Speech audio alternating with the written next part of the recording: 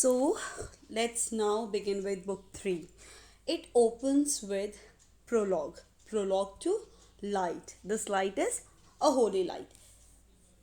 Another important thing that takes place here is Satan disguises himself as Cherub. Cherub. Now he goes to Uriel. Uriel. He is an angel. Satan questions him or asks him the way to man, Adam, and Eve, so that he can reach the new kingdom that is created by God. Uriel cannot recognize him and he tells the way to earth. Book 4. What happens in book 4? Book 4 opens with the soliloquy. Now, this soliloquy is given by Satan, and you have to remember there is a mention of one mount, and that the name of that mount is Niphrates. Niphrats. Uriel recognizes Cherub as not an angel. Another important event that happens in book 4 is that Uriel sees expression on Cherub's face, and he could make out that he is not an angel. So, what he does, he immediately warns or tells or narrates the event to Gabriel. Gabriel is also a godly angel, and he tells him everything, whatever happened.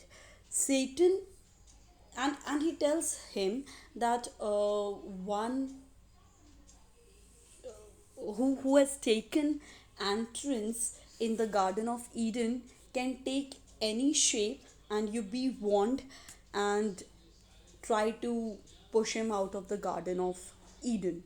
Now, Satan takes the form of a toad, Toad, and he whispers. Now he could locate it where Adam and Eve were. So he went there, and in the ear of Eve he whispers. And what is he whispering? He whispers to eat the fruit of knowledge. So that's how now he has started implementing his plan. Now this is book 4, book 3 and book 4. Question can be framed anyway. They can ask you the opening of the book. They can ask you the name of the godly angel. They can also ask you the shape taken by Satan. They can ask you what was he whispering in her ear. So, or in which book was the most important question that takes place in net exam is they ask you that this happening has taken place in which book of Paradise Lost.